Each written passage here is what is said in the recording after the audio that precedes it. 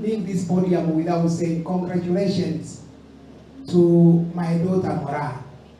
I've said my daughter, Your Excellency, so that I become selfish like Umbati who talked about Suneka, like Paradiso talked about Ogembo.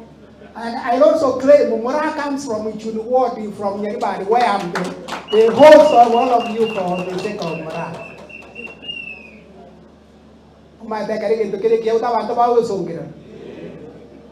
Abantu bande batengete kero muragari ko bwa sport area erieta murario they didn't know the face, but there is a name Moraa, and that name Moraa will obviously be associated by Abakusi. So people started dancing in this town and every other town that their daughter has won. So who told you I can't claim Moraa? Because in Jomu Nyariba Young Manana Zawa. So Moraa, congratulations from the Deputy Governor in the office of the Governor Simbarat.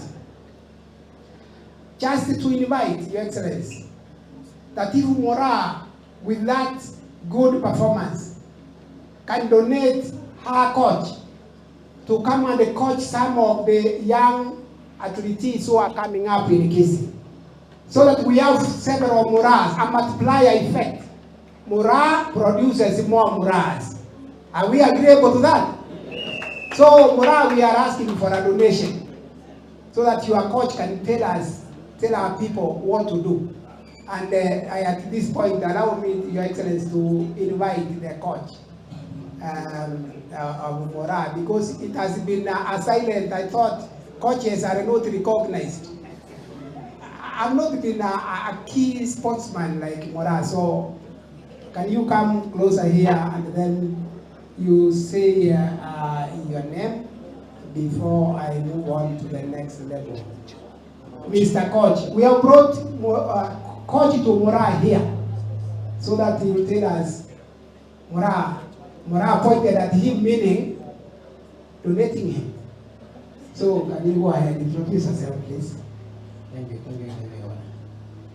Our Excellency the Governor, the Deputy Governor, the Speaker, and all protocol of staff. I'm Coach Alex Sam.